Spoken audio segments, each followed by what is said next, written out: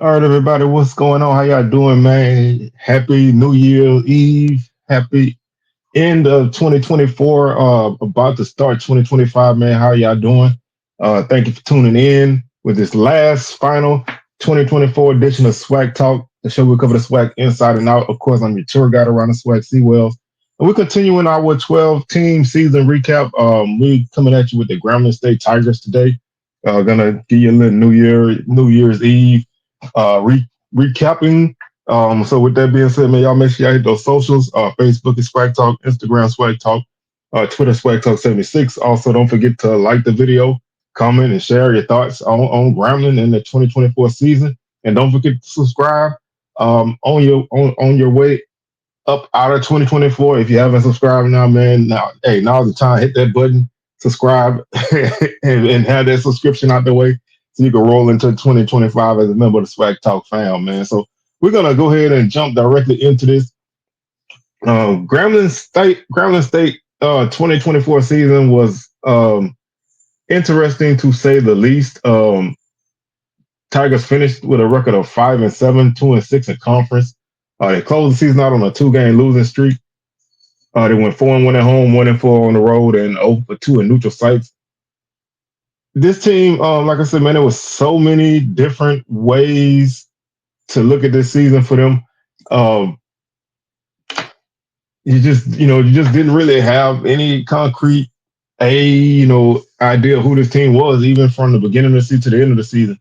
They hit a high point with the upset of Jackson State, and basically the rest of the season was kind of coming back down. Like I said, they actually started off the season with a 3-1 record, um, and they after that they only they won 2 games. 2 games follow in between multiple losing streaks. So with that being said, man, let's look at their season. I did on my Grambling State preview. I predicted the Tigers to finish at 6-6 and 4-4. So obviously I missed that on both sides. If you want to check out my preview, the link will be in the description, and it also will be on a tag at the end of the video on the end screen. Like I said, I had Grambling going 6-6 and 4-4. They obviously finished 5-7, 2-5, 2-6 in conference. They lost to ULL, which was a game I predicted them to lose. They beat Tuskegee, which was a game I picked them to win. They beat Texas A&M Commerce. I picked them to win that game as well. They beat Jackson State, which was a game I picked them to lose. They lost to Prairie View, which was a game I picked them to lose. They lost to Alcorn as well, and I picked them to lose to Alcorn I picked them to lose to Alcorn. Let's see, where am I? They beat Pine Bluff, which I picked them to beat Pine Bluff. They lost to Texas Southern, who I predicted them to beat. They lost to Bethune, who I predicted them to beat. They beat Bama State, who I predicted them to lose to.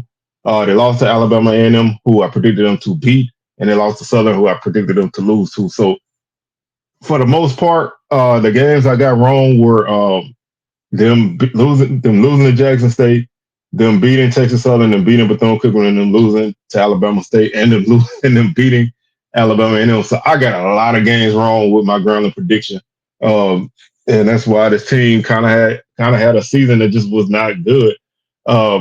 Offense under Coach Dooley, it was a mixed bag, I guess you could say. This team did finish third in scoring offense at 24 points per game. So they were able to put some points on the board. Last season they averaged 28, so they did drop 4 points. And scoring in the conference was actually down when I look at it. Grambling was third last season with 24 points per game. That 24 points per game last season would have put you at sixth place, and 24 points per game in the conference this season was third. So scoring was down tremendously. Other than Jackson State, Alabama, scoring was way down in the conference. When you look at the conference only stats, the number got worse. They averaged 21 points per game on offense.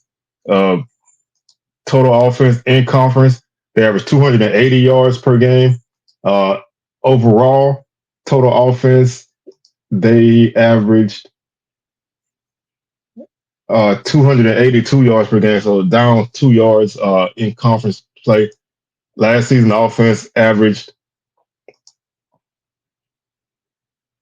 Last season, they were second in total offense at 375 yards per game. So that's a huge drop off. Um, that's a huge drop off in total offense. When you look at what they did running the ball, they finished 10th in the league in rushing at 111 yards per game. In conference, those numbers actually rose to 122 yards per game. So they ran the ball a little bit better in conference play than they did overall. Last season, their running game was pretty solid. They actually finished second in the league in rushing last season at 162 yards per game. So that's a big drop off as well. Passing offense last season, they were fifth at 213 yards per game. This season, they finished ninth at 170 yards per game. When you look at those numbers in conference play, they finished ninth as well at 157 yards per game. They only had 4 touchdowns through the air in conference play compared to 9 interceptions. Those 9 interceptions were tied for the third most in conference play. Just not, just not. The offense just was not there. I mean, there's no real way to put it. The offense just wasn't really there. The offensive line, the offense as a whole gave up 20 sacks in conference play, which was 10th. Last season, overall, the offense gave up 26 sacks, which was sixth in the conference. Last season, they gave up 15 sacks, which led the conference. So they had even the offensive line protections and everything were just down. It's really, really no other way to put it. Last season, they averaged 19 and a half first downs. This season, they averaged 15 first downs. So 4.5 less first downs from last year to this year. In conference play, that number rose to 15 and a half. So, pretty much even there, but still a drop off. Still a drop off from one year to the next. Pretty big drop off. Third down offense, they were 36% last season. Overall, this season they were last at 28%. Third down conversion rate on offense and conference play, they were at 27%. So it dropped then too. Like I said, that really wasn't much this offense did better than they did last season. It just, it's really tough to look at these numbers like that and see just a big drop off. They turned the ball over 12 times on interceptions, and they had 4 fumbles, so they turned the ball over 16 times. They were saved by their defense registering 26 takeaways. So that's the only, that was the only thing that really kept this team afloat. They won the turnover battle pretty easily. They had, 5 turnovers, 5 takeaways against Jackson State. They had multiple takeaways against Texas A&M Commerce.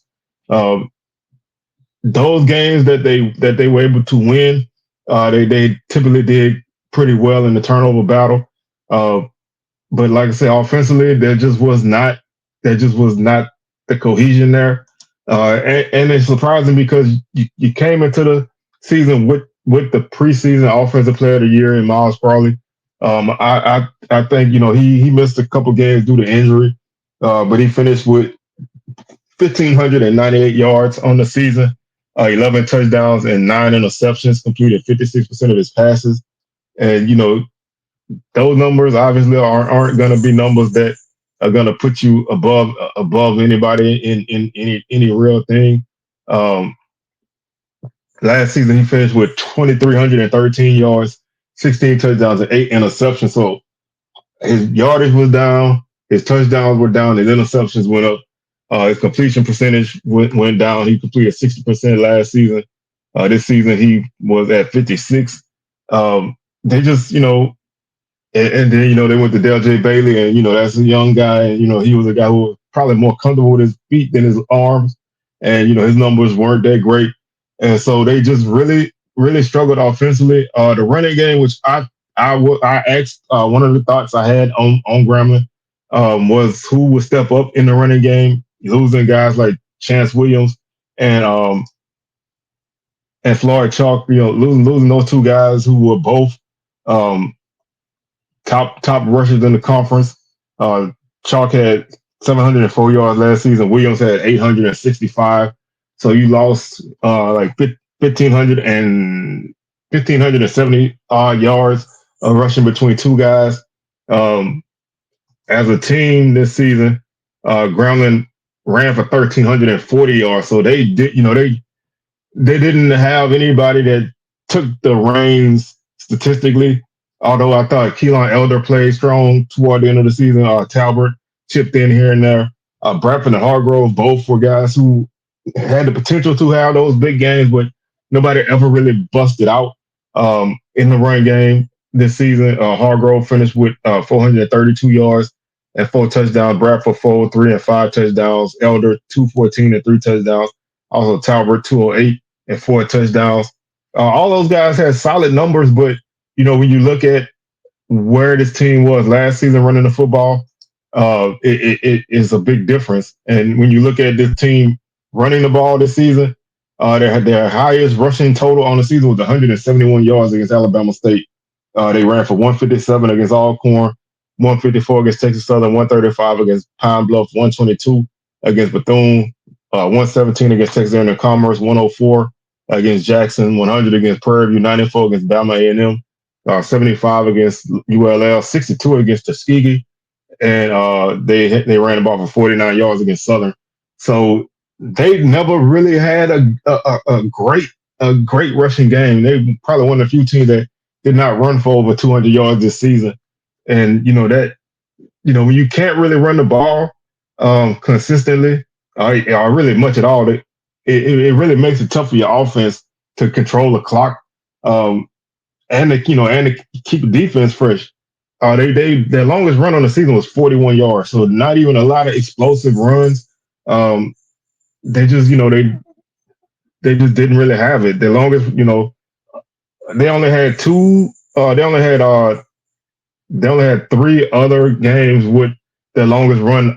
Four other games with their longest run over 30 yards. So they really just did not have that breakaway game running the football, and that you can see that come back to bite you, especially late in games. And they lost a lot of close games late. You just couldn't really get over the hump. And when you look at the conference losses, they lost to Prairie View by 2, Alcorn by 2, Texas Southern by 7, Bethune by 3. They lost to Alabama and them by 5. Southern was their biggest conference loss in terms of margin of victory, which was 10 points. So all the other losses were close. I mean, and their 2 wins were by 10 and by 1. So every game they played pretty much was within one score, other than 2 of them, which were 10-point games going either way. And that that's just a mark of a team that just could not do anything on offense. I said they must play a full game as a team, which was something that they kind of did at times last season, but they never really put together a complete game. And I would honestly say when you look at this team, it's kind of tough to pick a game where you can say they played a complete game. And that's tough, I mean, like I said, if you look at their wins, which let's see, if you look at their wins, Pine Bluff, they had 135 yards passing. 135 yards rushing, 175 yards passing. Bama State, they finished with 171 yards rushing and 76 yards passing. There's just not a lot there to really say that they just really took over games. I guess you could say Bama State was the best rushing game of the season. Their best passing game in conference play was against Prairie View, which they lost in 5 overtimes. They only had 3 games over 200 yards passing, which So they just really had a lot of games where they just could not really get it done. And a lot of, like I said, a lot of what they were able to do was because of their defense getting takeaways. Um, they had an interception in every game except for two. So when you look at that, they had four interceptions against Texas A&M Commerce. They had two against Tuskegee, two against Jackson State. All three of those games were wins. Ironically, against Bama State, which was their last win of the season, they had one takeaway, which was a fumble. In the other victory over Pine Bluff, they forced two turnovers there, a fumble and an interception. So six takeaways against Texas A&M Commerce, five against Jackson State, and then two in the other two wins. So if the defense did what they can do, and the thing is, when you have so many turnovers and takeaways, it's hard for that to happen week in and week out. And I think that was probably the biggest issue with this team is just not being able to consistently do much of anything. I thought the passing game would be the strength of this offense, and like I said, when you look at it, it really never really got going. I know Coach Joseph said a few times that you know Crawley didn't really look comfortable. He took some hits that he probably shouldn't have taken, not necessarily sacks, but hits. And they had, Javon Robinson was really the only guy that they could consistently count on. He had 43 catches for 507 yards and only one touchdown on the season. Other than that, nobody had more than 19 catches on the season. Like um, there are six, seven guys with between 19 and 12 catches, but that's just not anybody that you can consistently count on. There's not anybody you can really say, okay, they more concerned Robinson who's gonna take the reins. There, nobody else had more than 183 yards on the season, and they only had one guy have two touchdowns, and that was J.R. Waters. The longest reception of the season was 71 yards, and so they just did not have a lot of explosiveness there. They just really had a tough time making things happen. And anytime you're in that kind of situation, it makes your season in like it did. They just couldn't really make anything happen. Um, Defensively, they had a lot of guys who a lot of big name guys who left. And I thought that they would need to fill holes, and really Andrew Jones was the guy who really stepped up. I mean, he was there last year, but this season he had a tremendous season: 122 tackles, 20 and a half tackles for loss, three sacks, a quarterback hurry, and a forced fumble and a fumble recovery on the season. Uh, Bryce Cage played strong on the defensive line. He had 11 tackles for loss and four sacks as well. Um, Other than that, Jonathan Horton, he had seven and a half tackles for loss, four and a half sacks. They just kind of chipped in, guys here, guys there. But like I said, the strength of this team was in the secondary, getting interceptions. Um, Brendan Barley had three interceptions. Blake Davis had three interceptions. Joel Williams had two. David Jones had two. Caleb Lee Collins had two. Marshall Linzer, Johnson each had one. So that's where their strength was taking the ball away. But when they could not take the ball away, that's when this defense kind of got exposed a little bit. When you look at what they did during the season, this defense gave up 24.9 points per game, which is not bad. I mean, that was fourth in the league, and that was behind, three really good defenses. So they were, pretty solid there. Total defense, they were ninth at 377 yards per game, giving up 5.7 yards per play. They did have some problems with explosive plays on defense. And that's why, you look at their numbers in that aspect. Their rushing defense was really good at 146 yards per game. a lot of that was, their scheme. They played really close to the line of scrimmage with the linebackers, and Jones is everywhere, and they get pretty solid penetration, and they get a good bit of tackles for loss, and so that really helped them there. They allowed 4 yards per carry, which was the third fewest in the conference. But their defense through the air is probably was their weakest portion of the team.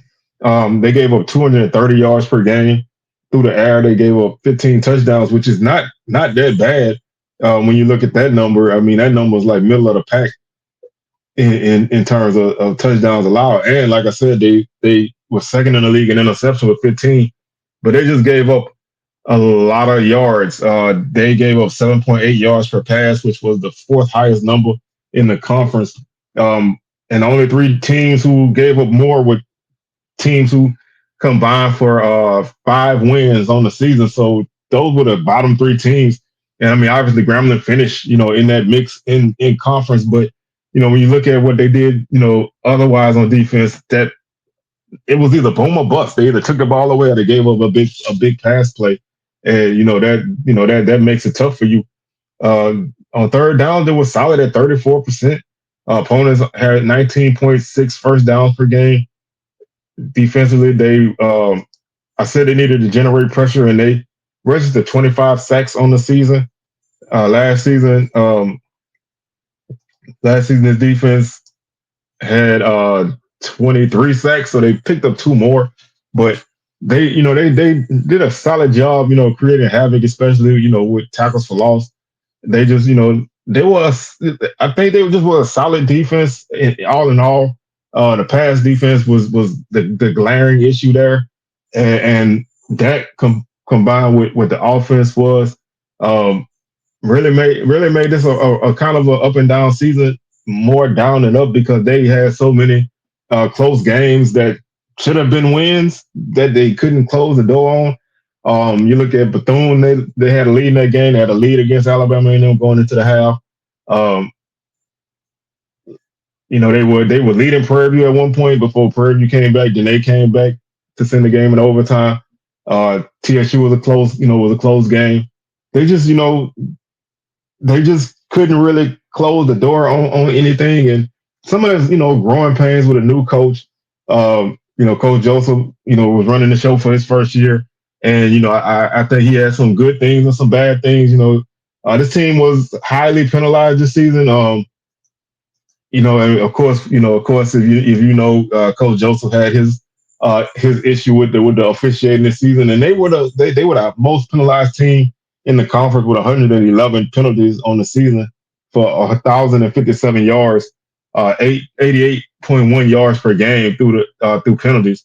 And when you look at their opponents were penalized 76 times. So that is a big discrepancy between Grambling penalties and opponent penalties. Now, how much of that is, refs against Grambling, and how much of that is guys just, making bad decisions? That always remains to be seen. I know at a certain portion of time in the Bayou Classic, once they got down and really couldn't quite get going offensively, defensive guys would have frustration plays. They would have bad face masks. They would have personal fouls. Things like that were just frustration plays that, just hurt you. And when when you lose 88 yards per game in penalties, that's either killing your drives, or that's either giving teams more yardage and more opportunity to score, and it's stopping you from scoring. And when you penalize that much, like I said, it really hurts you, and it hurts you. It just hurts you overall, and it makes things tough for you, because this defense was actually, this defense was pretty good in the red zone. Opponents 81%, which obviously was the third lowest number in conference play. But offensively in the red zone, they were 86% as well. So they were pretty solid when they got down there. They had 36 red zone trips, which is the let's see, that 36 red zone attempts, which puts them kind of in the middle of the pack at that aspect. They had 23 touchdowns in the red zone, six passing, six rushing, seven passing. They had 3 turnovers in the red zone. Defensively, the opponents had 19 touchdowns, 12 rushing, and 7 passing. They had 2 turnovers in the red zone. Like I said, this is probably a season that you want to just kind of put behind you. I feel like there's not a lot of not there's not a lot to really look at and say, okay, this was just great. These other little pieces here and there, we get these straight, we good. Um, I do think Coach Joseph's gonna, get these guys going in the right direction. I think, with him being able to have this season on his belt and then, recruit, hit the portal and bring in the guys um, to do what he wants to do, I think that's gonna go a long way for them. And changing the guy who runs the offense probably can help as well. I just don't think the offense with what they wanted to run and what they had, I don't think that meshed well. Um, and this is a tough business. And in the SWAC right now, it seems like coaches are only getting a couple years to get it going. So if you already in your first year and you don't have a successful year, your feet are already been put to the fire. I'm not saying Coach Joe's on the hot seat. I'm not saying that, but I'm saying like in terms of people's perspective on things, um, people are getting rid of coaches after 2 years, so you don't have a lot of time for you to get yourself right. So if you need to move on from somebody to kind of stave it off for you, then that's what you have to do. It's just, like I said, it's just going to be interesting to see where they go moving forward. I thought this season had some promise. Like I said, I love the way their defense took the ball away, but the offense honestly never really did much with it. So the defense didn't score when they got the takeaway. Then they had to get them an extremely short field for them to really make things happen. And, that's just, you just can't really win games consistently like that. And that was basically the difference. And this is this kind of football is not Grambling football. When you follow SWAC football, and Grambling football, this is not that. Um, and you do hope that they get it right and they get back to where they were. But right now it's an uphill battle. Um, and we'll see where they go moving forward. But I can honestly say this was a season of missed opportunities. Had to be a season of hair pulling and kind of frustration. But you had those chances and you just couldn't close the deal on a lot of games. And when you can't do that, you're gonna struggle. So um, just to close it out, like I said, I predicted them to go 6-6. They went 5-7. I said they're still in at 8-4. I thought they had some toss-up games in there, but I said they floor at 4-8, and basically that was just flipping some of those toss-up games to losses instead of wins. And 5-7 is basically right there in the mix of that. So um, it was just not, it was a season that looked like it had some potential. Like I said, they beat Jackson State.